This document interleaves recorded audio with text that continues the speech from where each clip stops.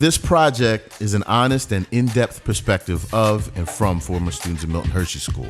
We call ourselves Milts. An organic, open discussion of life before, during, and after attending MHS. What's up, everybody? Welcome back to Milt Talk Podcast. I made it through the introduction part. Jack Stroman. I'm here with my co-host, Jessica Corrado, Warner Williams, Goey and Beamer. And we have our fantastic guest, Zahraa? Zahraa, that's right. Zahraa. I wanted to make sure I said it right. And is that the actual name? What's your full name, isn't it? So the full name is Zahraa. Zahraa, okay. But it sounds like a terrorist, so I just go by Zahraa. I used to watch that channel. It's like three syllables too much. Three syllables. Yeah. And you have your husband's name now, right? So that's not the name that you had when you were in the mill. No, before it was Hbaiu. Hbaiu, okay. I was a Hbaiu sister. What class were you in? I was 02. So you graduated in 02. And did I just hear you say you had siblings in within the Yep. mill? I had another sister. She was 02 also. And then I had two older brothers. One was 96, one was 98. Oh, nice. And they were both wrestlers.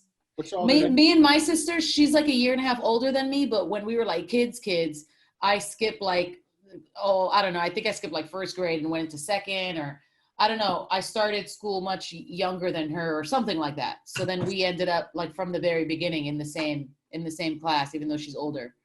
Like she graduated at 19. I literally graduated at 17. I would have hated you. Yeah. Because she's smart. Yeah, I would have hated her. Like, yeah, it'd have been a lot of crazy shit happening in our house. Yeah, we definitely had a little sister rivalry going on for a while. I'm sure. Seriously, until we became adults.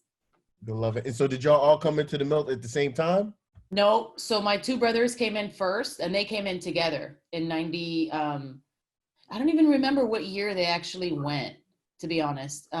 Maybe it was 1990. And what were their names?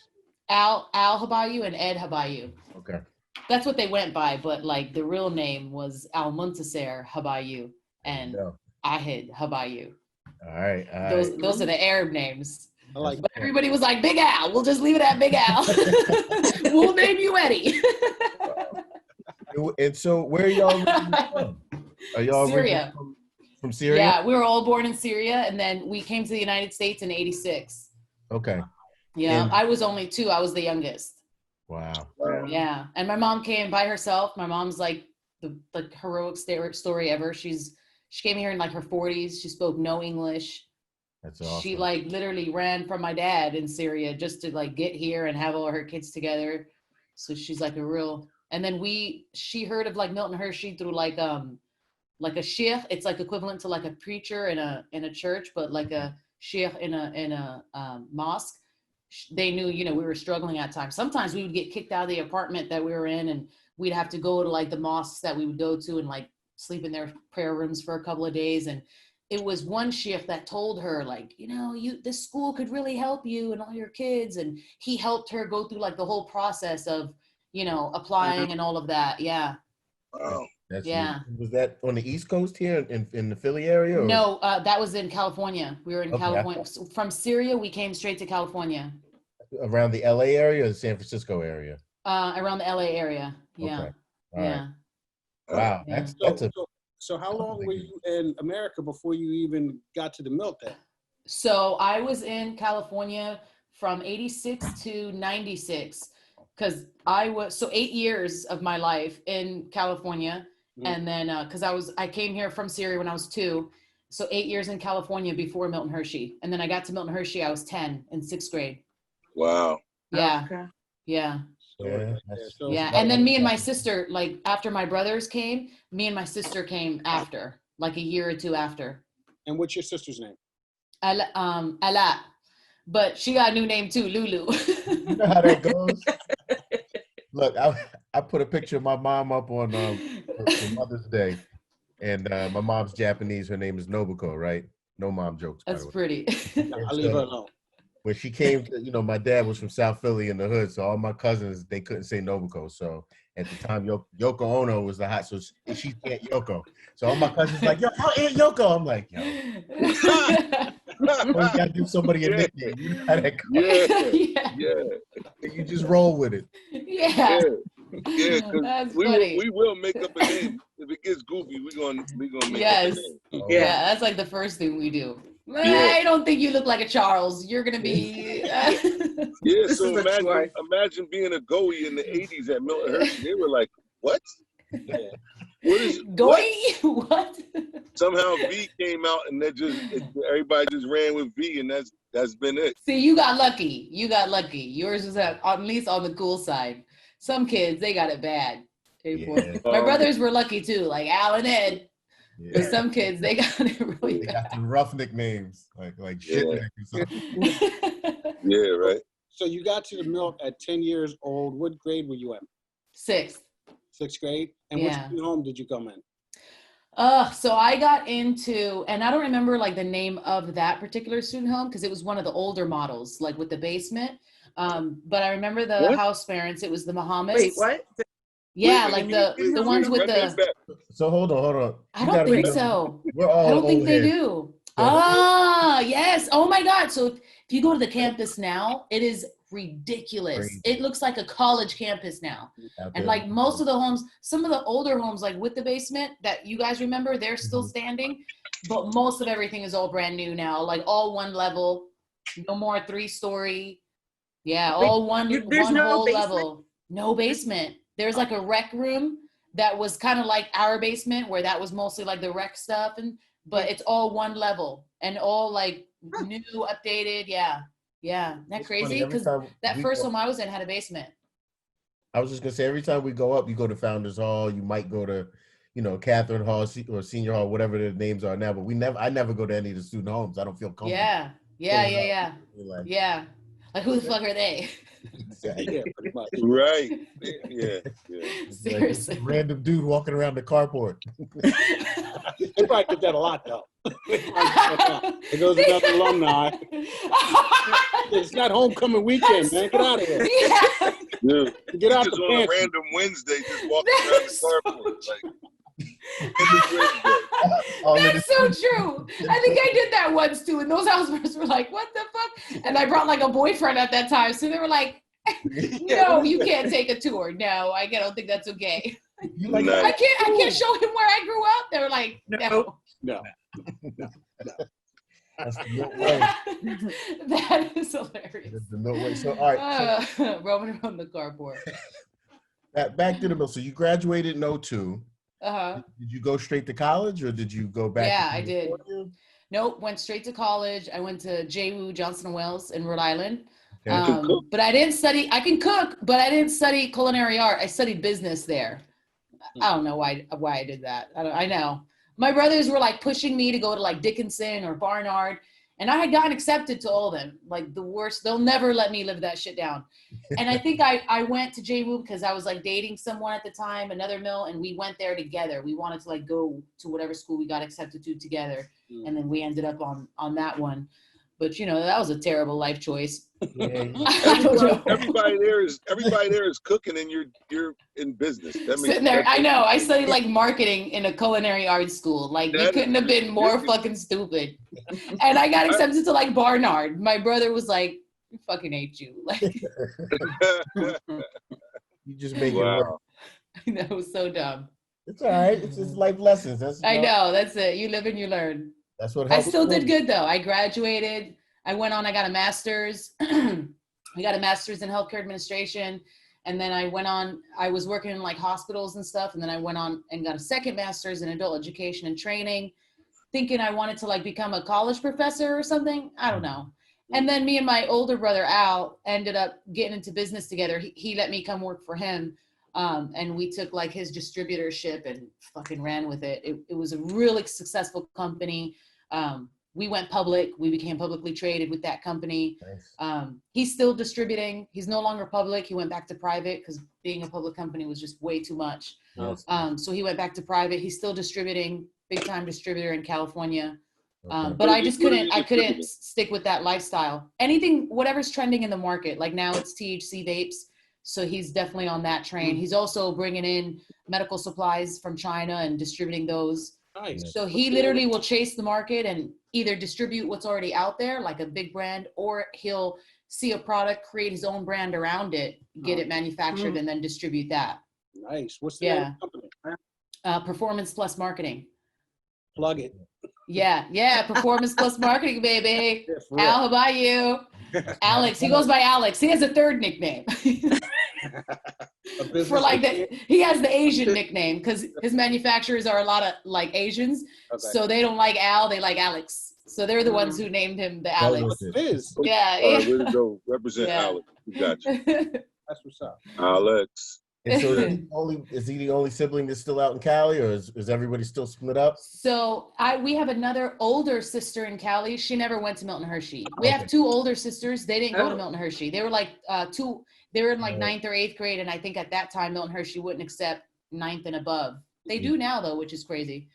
But I think back then you had to be like middle school. I don't know if you could be a 9th grader or not, but my sisters were too old. They were already in high school, so they didn't go. So one is still out there. She's married with kids. And then the other older sister is here in Pennsylvania. She's married with kids. And then the sister who graduated with me, she lives in Hummelstown. She's a social worker for the court. Wow. Yeah.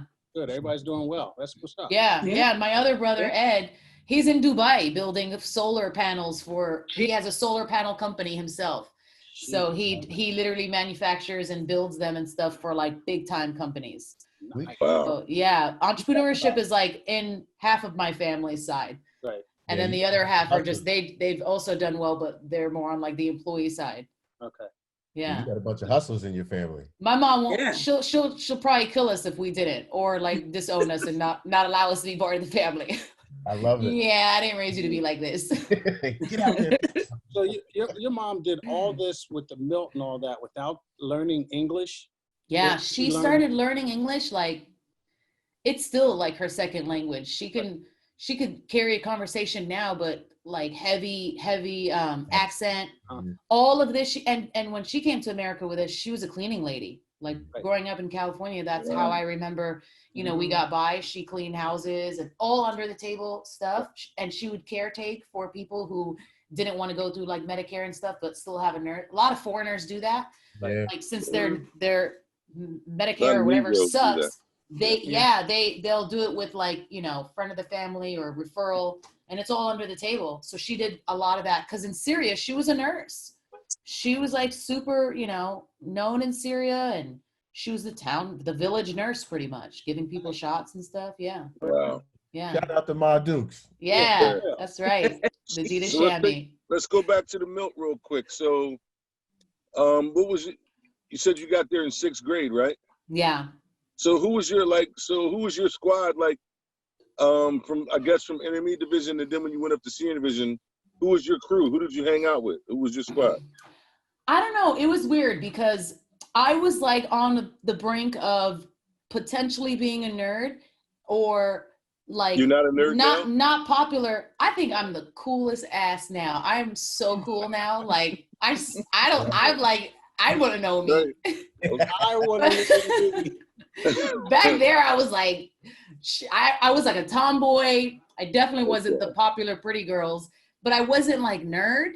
Right, I was more like, and I was also like my older sister's protector because I was so tomboyish. Like if you fuck with her, Zara's gonna come beat your ass. So I was like the friend. I was just like, I would stick up for the people who did get bullied bad. I got bullied in the beginning. And then, once you stick up for yourself, nobody bullies you after that. Right. So I would stick up for the other kids who got bullied. I was just in that middle area. Right. It was the best area, but I had like, friends or no? Like this one from like middle school, it was like 3 of us. We were all super fucking short. Like we almost could be midgets. So we called each other like the little short group, whatever the fuck it was. And then we had little cutesy names. Like I was Cute T, and the other one, she was like Mary Jo, and the other girl was Alicia Dobson. We still know each other till this day. But that from like 6th to 8th grade, that was my group. And then from like 9th to 12th grade, I went back and forth between like some older classmen girls, like Yehan Whitaker. I loved her. She was like my mentor. I liked her a lot. Jennifer Oda, rest in peace. I was in like the International Thespian Society. So I think that's where I found my ground. Was I like to be an actor. I did well in it. I got awards and shit. So that was fun. Every sport I got into, I either got kicked off, I quit, or I was on detentions at the student home so fucking much that I couldn't, sorry if I'm now it's a curse on here, that I couldn't go to the sports. So then the coach had to get me off. So like on the sports side, I hardly saw a sport through. Besides like swimming, I think I saw swimming through, but on the sports side, never saw that through. But I always saw like the acting side through. That's what's up. I didn't know they had a thespian society. They had the Spartan plays. Yeah. Oh, We yeah, even like went to Broadway and did Lion King on Broadway. Wow. Yes, it was. Dang. Yes, it was amazing. We Like, only that's had one thing. Just so you know, when It's you tell us crazy. this stuff, you're gonna get a mixture of, oh, that was dope, with a little bit of, we're a little jealous. We're like, damn, yo, we need to go back and try some. I'm not saying a little jealousy. I'm like a lot. Like what the man? I know. You guys are like, we thought fucking horsemanship was. They wouldn't let us out of Hershey. We couldn't leave I Hershey know. without a bed. We feel like my class feels the same way about these new students. Like we're like, what the fuck? Like where did we didn't have an outdoor pool with a slide? Like, None of that. Yeah. Oh, we had none of that. no, that's crazy. That's crazy. I like that it's evolving. I like that the school's growing and learning and getting better and on so many aspects. But definitely I wished, yeah, it's like, I'm gonna sit in my resentment. I'm a stay hater. I'm a stay leader. So Zahraa, I almost got it right. Zahraa, right? Yeah, that was good. That was good. Right. You can be 100% I here. was practicing 'cause I like when I hear like I'm a stickler for names because people trip over my name a lot. So Yeah. you told me your name in Arabic. I was like, I'm gonna try to get it right. I probably won't say it again, just so I won't trip over it. But That was good. In senior division, what student home were you on? So senior division, I think I started like ninth and 10th grade. I was in Santo Domingo with the Grossenbachers. Yeah, I know the names even got. Everything What was sounds. the name of the student home? What? Santo Domingo. Oh, wow. And then they had like clusters. So like the cluster was named like International Cluster. Vacation spots. Like, Yeah. Yeah, like, that's how they got it. They made it sound sexy. Santo Domingo, bro. Here's your villa. I'm in the mojito division. Yo. Mojito division. I'm in the Cinco de Mayo. Oh my God. Yo. So wait, Yep, go ahead. Santo Domingo. Yeah, so I was there 9th and I think 10th grade also. And then I think they got boys, or I don't know why I transferred out of there. And then I went to Buchanan for like 11th and 12th grade. Okay. Yeah. When we were at the Milt, Buchanan was an junior division student home. Yeah, they it's weird how they like fluctuate them. Like they change them up. I don't know why they do that, but They didn't sure do that there's- while we were there a lot. yeah, they did that a lot with us. I don't know why. Yeah. Like the first set I had, the Mohammeds, they were girls when I got there. And then The for a while, Mohammeds? before I got there, they were boys. Yeah, they were a Black Muslim couple. And Wow. before I got there, they had my brother Ed. So they were boys first, and then they were girls. And then I think after I graduated, I think they went to boys, and then they retired. So it's weird how they just flip it back and forth. Right. I don't know why that happens. Yeah. I'm just going to say the Mohammeds again. For all the Mohammeds. listeners that are older than, that are our age and older.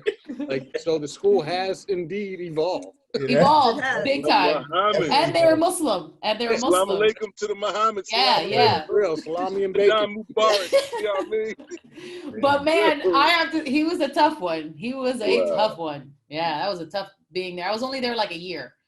Wow. But yeah. Sounds like Yeah. you were kind of still finding yourself in the Milt. Like, Yeah. you know what I mean? Like just hearing your story and how you were navigating, moving around or whatever, you know, you're still young and you're trying to figure it out. And Yeah, it was definitely culture shock for sure on every level. Like living with a whole bunch of girls, these new freaking people trying to tell me what to do.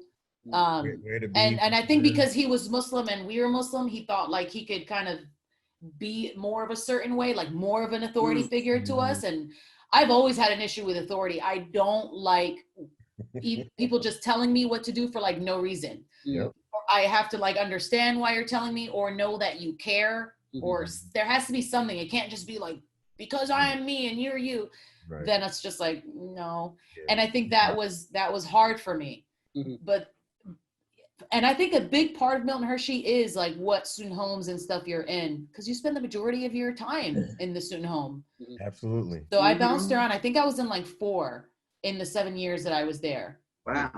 Yeah. Wow. Yeah. I think I'm a it's- tough one too. I was tough. I was like, it's crazy because when I got to Milton Hershey, I could honestly say I was illiterate, like illiterate. I didn't understand, even socially illiterate, like Right. book-wise, socially, mathematics, nothing.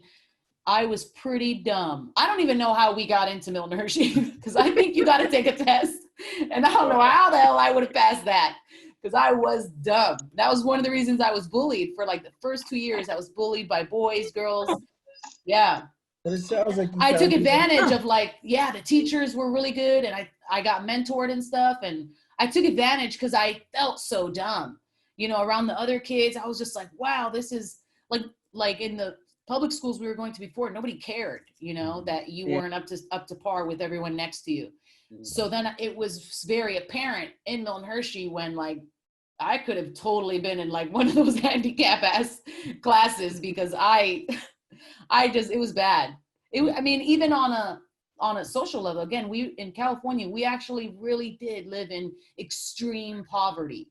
Like, not only did my mom clean homes and stuff, we went dumpster diving on desperate nights. We would dumpster dive in El Pollo Loco dumpsters and, Alpha Beta and different grocery stores and stuff when it got pretty desperate. My mom had 6 of us to feed. Yeah. It was tough. Right. Yeah. Somebody else on it was talking about having a big family and a bunch of kids in one bed, and it's like, yeah, at a certain age, it's like, how it okay, was now you for go to us. that bed with those kids. Yeah. Coming Yeah. to the door, it's like, wait, this is my bed, and this is my stuff over here. Yeah. So- We get Nivea. Wow. I don't know if you guys got Nivea. We got Nivea. No. We got lip ice. We got lip Lip ice. ice, which is Vaseline. Yeah, we got lip Lip ice. ice is Vaseline in You a know what I mean? little jar. What was They were still the, coming up to the times when we were there. It was like, I broke my wrist. Here's some Vaseline. It's like, all right. Soak it. Yeah. That is great. that's Yeah. funny. So We got our own little canisters and shit at Nivea. But that was so bad because then, and that's one thing like I study now and I'm trying to help now, is like we almost graduated with like a sense of entitlement. Like, oh, you got to work for lotion? Like we had lotion, toothpaste, shampoo, whatever you needed, wanted, clothes, shoes, food, whatever, right there. We didn't really, their transition out wasn't up to par. Even in my years. Oh, that's what I wanted That's gotten better too. Yeah. But that was a big deal. Cause I know when I graduated, I was still very like real world illiterate. Like now it was like, oh, whoa, I was excited to even be out on my own and not being told what to do. We were sheltered. Mm-hmm. Yeah. Was there a teacher at the Milt? Cause you said you kind of struggled a little bit in the beginning. Was there like any, whether it was a teacher or home life or house parent that you remember like helping you through to gain your confidence? Was there? I think definitely Miss Stewart. She was like the director of the theater program. She was great. She was so charismatic and so out there. So she made you so comfortable being yourself, and she laughed, and she was like very fun teacher. Mr. Webster was awesome. R.I.P. Web. He really, I know, rest in peace. He like stretched your brain to think outside of, the whole conformity of everything. Like we would do like whole sessions of, what do they call that when you role play a court? Mock? Like a mock? mock, yeah, we would do mock trials in his class. And he just really gave a crap. He cared about these, and I felt that through him. I felt that through Miss Stewart. And then the house parents, for me, were the Grossenbachers. Like, and they were Christian, and I was growing up Muslim, and I prayed 5 times a day and everything. And they like never tried to pressure me or change me or anything. And I still felt like they would even protect me from the bullying of praying 5 times a day in my room, Right. And like, I also felt there that they gave a shit about who we are. It wasn't just the job. Right. And they had a daughter of their own who was exactly our age. So imagine even having to juggle and balance that. Yeah. They were amazing house parents. I'll always remember them till this day. You know, they're on a chat, like we're in the Soon Home group chat, and sometimes, you know, you'll randomly hear a girl be like, I love you guys. You guys have, you know, made us who we are today. And it sounds so cliche, but it's like, I'm Christian now. I'm Christian, and I can't say like, oh, they were the reason, but I can say like whatever role they played was like the beginning of everything else that happened that caused me to convert. But they cared, like they genuinely Well, great. it's a testament that they allowed you to practice your religion, and That is a big and like thing. protect me from the bullying. Yeah, they would quiet down the hallway. Yeah, it was awesome. It was really nice, and that was hard too. Like, you know, being Muslim and wanting to like make my mom happy. I was like the only child of hers that ended up praying 5 times a day. You know, so it was like I was so proud of it, and I've always been that type too, I will say. And that's one thing people I talk to now that know me, and they've said that to me, is like, you've always just been you. Like, you've been authentic, whatever side you were on, you just kind of, that's why I think I always stood like just in the middle, because I just was very set on me. Like, and I'm not going to try to fit in or be this. I'm just me. And if I get made fun of, whatever, but I'll just toughen up. And but that's how I'm still that way till this day. Like, I'm whatever, when I believe and this is who I am, I'm just gonna be it, you know. I'm not gonna second guess it or where you're at now. Like, tell us a little bit about your husband, and do you have kids? Yeah, so we have a daughter. She's about to be 3 on the 21st. Oh, that's yeah, she's our only child. Thank you. And Chris and I have been married. See, I'm really bad with the dates and stuff. I am too, so our roles are like really switched. Like, he pays attention to all that stuff, and me, I'm just like, we got married in 2011. Okay. That's when we got married, and then I think we met in 2008. So that's how long you we've known each other. You do know it's 2020, right? Yeah. I mean, I'm not a sharp man. I'm terrible with math. Wait, 2011, 12, 13, 14. It's like 9, maybe 9 years. I'm not a smart man. Okay. Long time. I just want to throw that out there. Is he a Milt? He's not. Nope. He was born and raised in Philly. Okay. And then where you're at now? Yep, we're in Philly now, like Springfield. Okay. Yeah, we're in Springfield. Okay. Yeah. And we went to the same college, but never knew each other in college. We met like at a restaurant that we were both working at right after college. And then that's where we met. And then that was in Florida. And then my brother at the same time was telling me, come out to California, do this business with me. So like we dated 3 months, and then I was like, I got to go to California.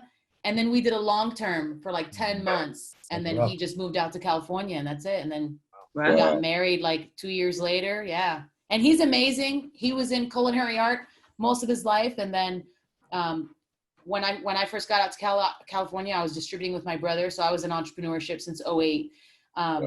And then once I wanted to leave distributorship to kind of start a family and have a life outside of 90 hours a week and traveling back and forth to Asia, we got into finance. And me and Chris wanted something like me and him, not just like, oh, me and my brother. He wanted to also be involved, but like our own new legacy. Right. So that's when me and him got into finance together. And that's what we do till this day. We started that in 2014. Until this day, we financially educate people in just the entire financial realm. Shout out to him, because he's made it this long with a Milt, like I was saying before. Seriously. And I've had Milts at my house sleeping over and stuff, so he's definitely seen it. He's seen it. He's like, whatever. Yeah. And he went to like one homecoming and was like, I'm not gonna come to this shit again unless. I'm cool. It was a lot. Yeah. But he's good. He's such a easygoing person. You could put him in a room and everybody would be like, oh, I like Chris. One of those. He just has a nice face. Really crazy. He's exactly super laid back. Super laid back. Well, so what I was going to ask is, do you feel like the Milt influenced your parenting style? You know what I mean? Like you got an interesting story prior to the Milt, let alone after the Milt. but then you got the Milt in the middle there. So, you know, it's different when you're just yourself, and then when you're in charge of this other human being, you know what I mean? Like that changes the whole dynamics. Do you think it influenced you at all? I think it did. I think in a huge way, because before Milton Hershey, zero structure. Like, we were asshole kids. I mean, there was no way my mom could handle 6 of us, you know, and put food on the table, be working around the clock. So we were in the streets. We were just so bad. So there was no structure. And then Milton Hershey, extreme structure, like extreme, right, towards sheltering. So I think I definitely took the chores and the, you know, the demerit system and being able to implement something, you know, for kids to work up to, you know, privileges and different things like that. I think that's useful. And then everyone who comes to my house thinks they live in we live in like a model home, because everything has its place. It actually looks like a student home. Like, when you come in here, everyone's like, you kind of look like a student home here. And I'm like, it does. So I'm very clean. I try to teach Zamina that too. That's a big thing for me. But it's the structure, like, and for Chris, structure is also very important for him. So that's what I think I'm going to take the most from Milton Hershey. How I parent Zamina is structure, not sheltering, but structure, and still being able to give freedom.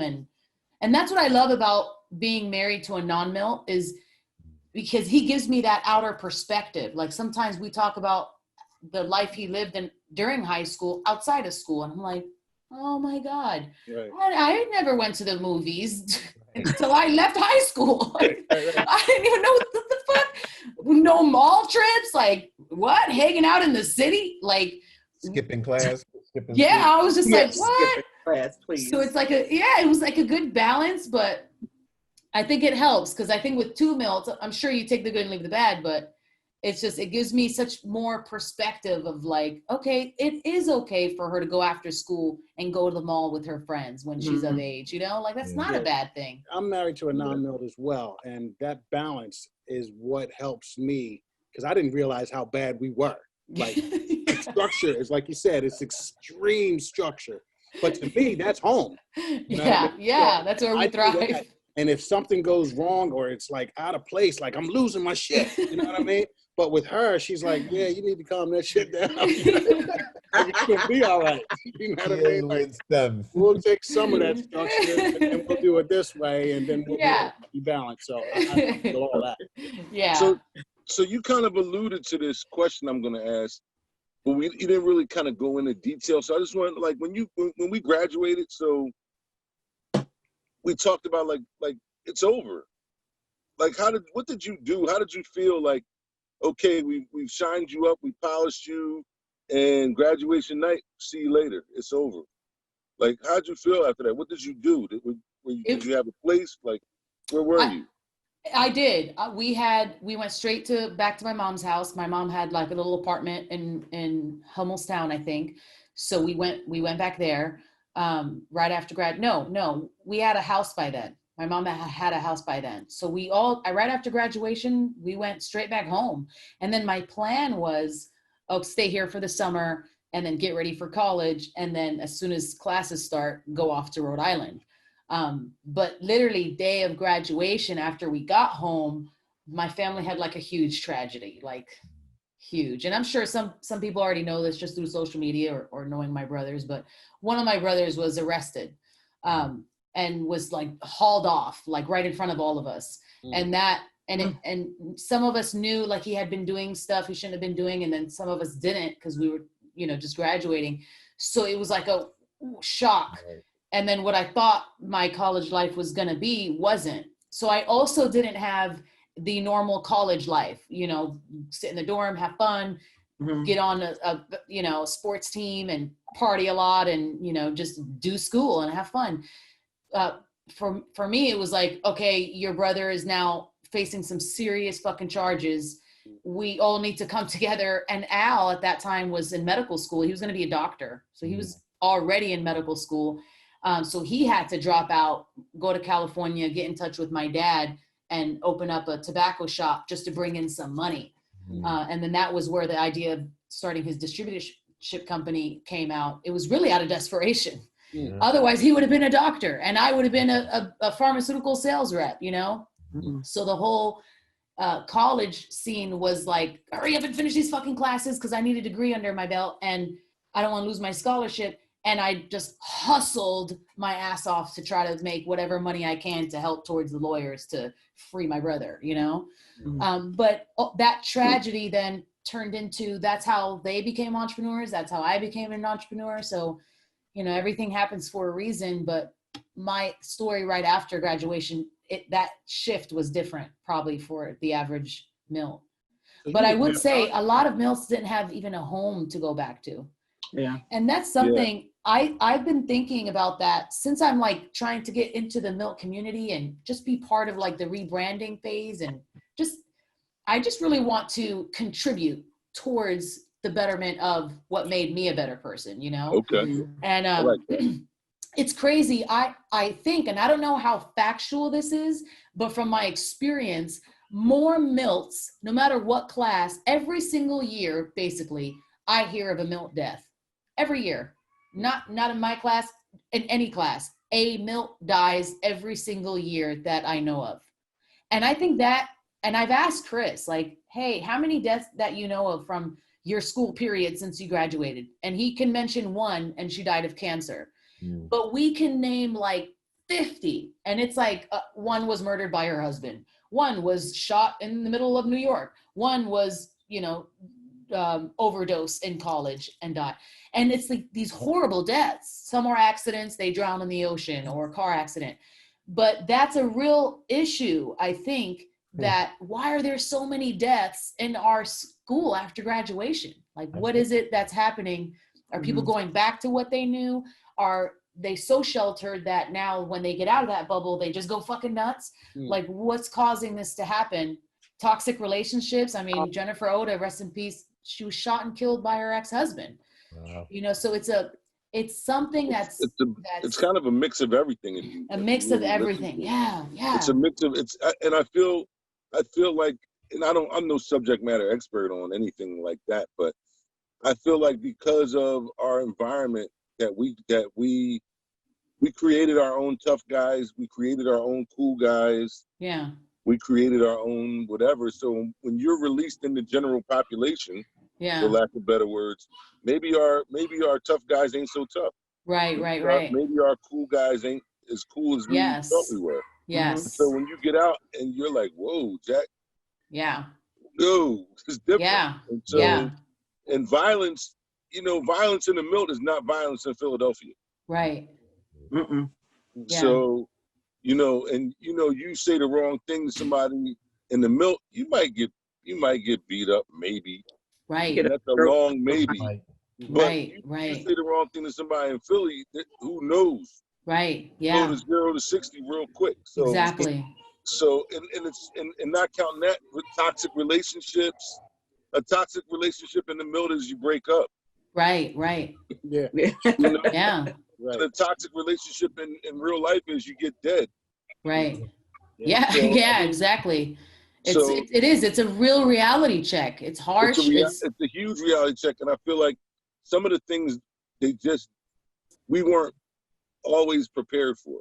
Yeah. And then it's just like, all right, well, you got to figure that shit out. I'll see you later. Yeah. Exactly. Yeah. So when you graduated, so like the rest of us who graduated from the Milt, you know, we got our senior suitcase and a check for $100. Was it the same for you then, or was it different? Nope. We literally, in my class, we got as long as you did well academically, you got a full ride scholarship to any college you were accepted to, at whatever their tuition was, all 4 years, as long as you did well, you had to be in school full time, no trouble, none of that. Drinking my They paid a full ride. Yep. Yo, give me some. Take a sip for me. Yeah, seriously. And if let's say you didn't want to be in the dorm anymore, and you can get yourself a place, and you know the rent and everything, you send them your lease, and they'll send you the check to pay for your rent. As it should be. It wasn't like that when I know. And now they changed it again. Like we, you know, to maintain it, we had to like be good. But now, like, in order to get however many years covered, there's like a system, and you have to do like community service hours. Like, I don't know what all it entails now, but I know now they made it harder, but they still have something to work towards. Like, it's not $100 and buy, you know? Yeah. Did you get a senior suitcase as well, or no? We got a laptop. We got a laptop, and I think $500. Yeah, maybe even more, maybe $700. More I ain't hater. mad at you. Good. That's how it should be. And a brand new laptop. Better. I know. A new car. Like, come on, man. And you get one, and you get one, and you get... Yes. Wow. That's funny. But you know what? I'm glad that they are helping with the after education. Yeah. I feel That was needed. like you said, there's a lot of people that don't have resources outside of the Milt. Right. So it's good that they're actually following up with them after they graduate. That's awesome. Yeah. Hating, but it's awesome. Hey, JB, can I digress for a second? We got a little low, we're laughing and stuff. But I just wanted to take a moment, and I hopefully, I don't know if I'm interfering with anything, but and you talked about people dying, and I feel like Milton Hershey lost one of the greats. I think it was yesterday or the day before. We lost Alvin White. And Alvin White is probably the inspiration that allowed me and a whole lot of other people to want to sing. And so I just wanted to send that shout out to Alvin White, Jim White, who was his brother, and their family. Milt Talk Podcast, thinking about you. I just want to let them know that, they're on our mind and our hearts. Yeah. And just to piggyback on that, going to what you were saying, Zahraa, about all the other people who are passing away that we don't know. Like it's one thing for age to be one thing. The Milt's been around for over 100 years, so you have people who pass away just from age. Natural causes, yeah. Exactly. Mm-hmm. Some of the younger people, I think a lot of what we're doing is telling these stories. And rest in peace to everybody. If we missed anybody, please reach out to us and let us know, and we're gonna start putting some of these names up. Yeah, that would be cool. So to piggyback off of that, Zahraa, when we were talking, you were telling me something about a webinar that you were start. So you want to go into that? Yeah. So maybe like a week or so ago, one of the girls that was in one of the student homes I was in, Buchanan, she had posted something on Facebook, about Milts, some Milts being pretty toxic and needing. That's why a lot of Milts don't stay connected with each other, is because a lot of times their Milts are toxic. So I jumped on there and I talked about that a little bit. And I agree that there are toxic Milts out there, more probably than less. But at the same time, I was like, what can we do to figure out why they're toxic and still toxic now as adults? And what can we do to help, like a solution or anything? So I brought up, like, maybe we could do a course or a seminar or a webinar or anything to just shed some light in that area. Mm-hmm. Because I do definitely think mental health in general it's a taboo topic. Nobody wants to talk about it, let alone Milts. I went through postpartum after having my daughter, and I was like well-known in business, very well-known. I don't like to toot my own horn, but I was fucking well-known. Everyone knew me. And I thought, like, oh my God, I'm going to have a baby and my significance is going to go all gone and I'm just going to be a mom and blah, blah, blah. So I was terrified. And then when she came, I was like, oh my God, like, nobody can take care of her but me. Like, there's no way I'm putting her in daycare. Nothing is more important. Fuck business, fuck everything. I'm going to take care of her. But then I hit postpartum hard. And like, before even having her, Chris and I had like 7 miscarriages before that. So I think they all just like hit me all at once. So I hit like a brick wall of postpartum, wouldn't leave my house. I like isolated myself for months. And when I tried to like talk to people about it, work friends, family, whatever, it was almost as though I was like contagious. Like, it wasn't just like, oh, people were uncomfortable, didn't know what to say to me. It was as if like, oh, I'm going to get it. Like, it was so awful. And I have to say, from that experience alone, I was like, wow, for me to have been this person in people's eyes to then you think you might catch something from my postpartum. That's a huge shift. And I can only imagine all the people suffering from mental health who also feel like they're a stigma, even to talk to them, talk about it. So that post got me thinking, like, man, there's probably Milts that are suffering and have never been enlightened with self-development or the understanding of why you have trauma and where your trauma came from and learning how to release that trauma. Like, most people will go back to exactly what they came from before they encountered the Milt, Right. you know? Unless we do something to enlighten these people. Like, I was enlightened because, you know, I got into okay jobs and then I got into entrepreneurship, where in entrepreneurship, you must work on yourself. Right. Like, you have to develop as a person, as an identity, to be able to even reach people and develop them now. So I was enlightened in that way, self-awareness, reflection, growth, all of that. Most people will never even know about that kind of stuff. No one will ever come and teach them. So that's why I was like, let's just do a webinar. I'm willing to give whatever time it takes just to kind of start to feed some of this stuff to people. That's amazing, because, you know, one of the things I think when we started doing this Milk Talk thing, you know, it was again, for us, for people to have a forum to tell their story about how, you know, their experiences with the Milt, how it affected them, so forth. But as we started seeing some of the stuff on Facebook, I know one of the topics was bullying, and a lot of people started coming up with all kinds of, and you could, you know, feel it. They're still hurting over it. Yeah. Hurting. Yeah.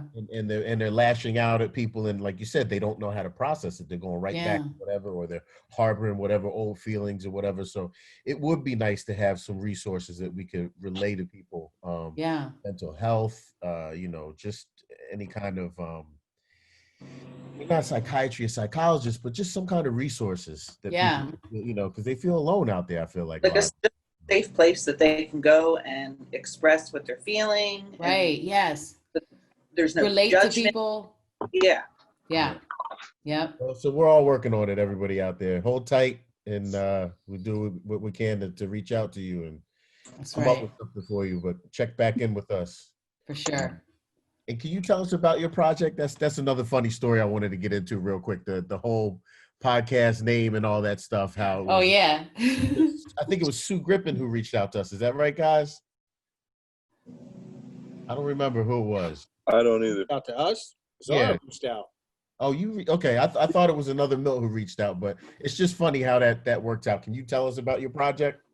Yeah, so I thought about the idea of a podcast for Milts, like maybe, I don't know, a year ago. When I moved to Pennsylvania is when I was like, okay, I'm in the vicinity. I'll probably reach out. Because in California, I hardly talked to any Milts, to be honest. After I graduated, I was one of those people who never went back, never talked to many Milts. I talked to like 2. Because most of them weren't on the level. Because again, our level was so like, we have to make this happen for the sake of my brother, you know? Right. So like for us, hitting the ground running and doing something to make money or to establish something was number one. We couldn't just go fuck off, you know? Right. So what was that? What would that even have to do? I just got on a different tangent. I wanted to know about yes. So I was like, when I get back to Pennsylvania, I'm actually gonna get back into the Milton Hershey community. Like I want to, so I figured what's trendy now? Podcasts. So then I figured, okay, I don't want to just do a general podcast. And I do want to have boundaries of what Milts I'm going to be reaching out to and connecting with and stuff like that. And I wanted it to be like the path that I've already chosen in my life, which is entrepreneurship. And then I also wanted it to be something that's going to inspire, motivate, and then show Milts off as if like, ooh, look at what these people are doing. Right. They're not just needy kids. Like they're bringing value, they're building stuff, like they're doing something big.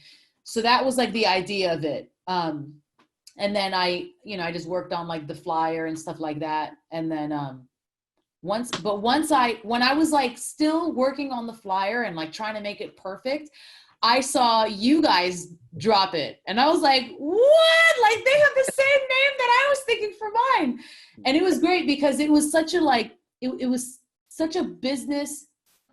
That's business 101. Like you can think about some shit forever. Unless you execute, it means nothing. Right. So you guys executed, you dropped it, it was there, it had the name, and I was just like, man, that's exactly what I was thinking. Yours isn't like entrepreneur based, it's a lot more general, but that's like business 101. And Chris was telling me, because he was telling me, just drop it. Who cares about the fucking flyer? You'll work on the flyer later. And I was like, no, everything has to be perfect.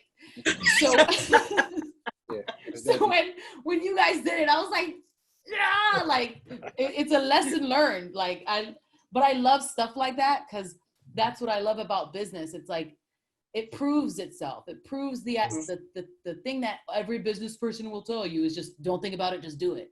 Yeah. And then that becomes cliche until until it happens to you and you're like, shit, that ain't cliche.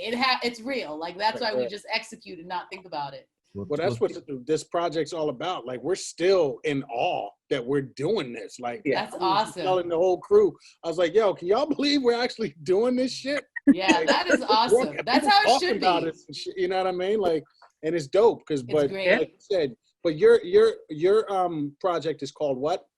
So mine is Milt Talk Legacy Builders. Milt Talk Legacy. Legacy Builders, yeah. And then like the little slogan is from needy to extraordinary. Right. Yeah.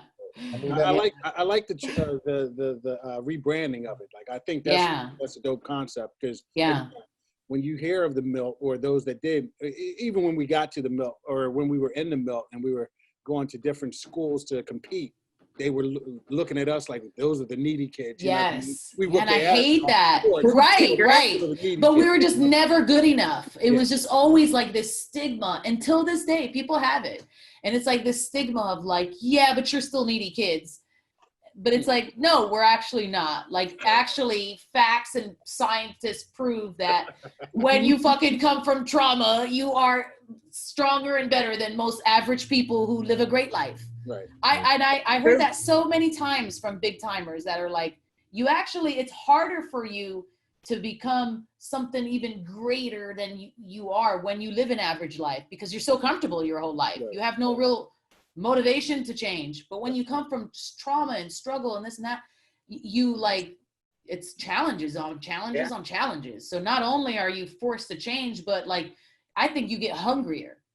I think most people get hungrier. That's why in like my intro to my podcast, it says like, I believe there is a level of extraordinary in every single Milt, no matter who you are. Like, just because you're a Milt, you're fucking extraordinary, because what we went through is not easy. Before, during, after, it is not easy. Right. I agree. Crazy. Hey, Jess, can we hit her with the questions? Yeah, but she probably won't have many to answer, because they didn't probably have half the shit when she was there. No, I'll be like, what? Yeah, let's see. All right, so I just have like a couple like quick round questions. You probably won't be able to answer some of these. Did you guys used to get like a favorite candy bar every week, or a candy bar delivered? Okay, so all right. Well, then what is your favorite Hershey candy bar? Reese's. Okay. No delay on that one. Yeah, I love Reese's. It's like the perfect blend, chocolate and peanut butter. Were you in trouble or not in trouble? Always in trouble. At the student home, yeah. At the student home, always in trouble, except with the grocery buggers. But that's it, always in trouble. At school, never in trouble. Never in trouble at school. But always in trouble at the student home. Wait, well, I would ask house or barn, but you didn't have barn when you were there, so just skip that question. Who was your first boyfriend? First boyfriend was Michael Horn. Okay. Yep. What up, Mike? What's up, Mike? Yep. I know, Michael Horn. I don't even know where he is now in life. Mike, show yourself. Facebook after seeing you on this. Show yourself, Michael. Like, I still like you. I remember like after our first French kiss, I was in like 8th grade too. He broke up with me because I was boring, he said. But after our first French kiss, I tried to act like, ooh, that was nice. And as soon as he walked away, I was like, ah! I was like spitting on the floor, like, why do people do this shit? Yeah. So I was tomboy at its best. Yo, that is so funny, because I think about that and I was like, she's sticking her tongue in my mouth. And I was like, like, why the hell? That will never happen again. And it didn't. I was just like, so you said fucking germs to yourself. Yeah, exactly.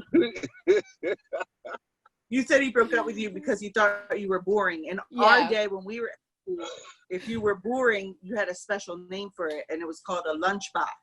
Oh my God. I don't know if you guys remember that. Oh yeah, now that you say it, I forgot. No I don't know No why. comment. I don't know where that term came from or why. That's but that funny. was the term No that was comment. given to you. That's funny. Now they probably, that's like, now it's like they call that for the opposite. Like now it's like, she looks like a snack. Like, Yeah. she looks like a lunchbox. Snack. I want to have what's in that lunchbox. Yeah. Oh, Did you ever hook out when you were at the? No, but funny story. I was so boring. I'm kind of mad at myself now because I feel like I never lived.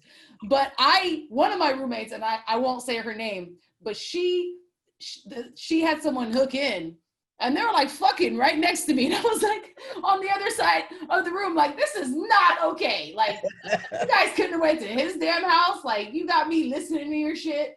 But they were hooking out like all the time, and I'd just be there like, I'm telling you, I wasn't cool. I wasn't a nerd. I was right in the middle. Like, right in the we're dream. really just gonna have sex in the same room while I'm over here. But I never hooked out. That was I didn't nice even of you know- not to put her on blast. Yeah, No yeah. I comment. was like, I'm not gonna mention her name. But I've had like 30 roommates. We really want you to. I moved around so much. Yes. But one of them was getting it in, though. Somebody was Getting it Shout in. out to the roommate that was getting it in. Yeah. She lived, She man. knows who she is. She That's lived. awesome. You know who you Who are. you are. Get it in. WrestleMania. Yeah. Loud ass sex person. You know what I'm saying? Golly. I got no sleep. And she was hooking in. You know what I mean? She didn't have to leave. Hooking in. But look, All right. Then my last question is: were you involved in music or sports, or both? More sports than music, but I never really finished a sport out except swimming. What was your No favorite music. sport that you did? I think it was swimming. I think that's probably why I finished that one out. Because I was in like field hockey, big fucking no. Like, I hate that sport till this day. Because anytime those stupid girls wanted to hit me in the shin with their stick, it was going straight to their head. I was a very mean-spirited girl. I did not like, and that's, I don't know why I'm that way. Because till this day, I like friendly competition, but I'm not a contact sport person unless I can fuck you up and it's legal. I did wrestling. Oh, that was the other thing. Duh. I was a wrestler with my brothers. And I finished that out because that was a sport where, like, oh, you nudge me, I could take you down and do whatever I want, and I'm not going to get kicked off the team, unless, like, it's a complete technical. But I couldn't do, like, that under the radar nudging with your, like, basketball, elbow me and think you can get away. Like, I needed it to be more contact. Otherwise, I was going to get kicked off by someone. I like your style. There you go.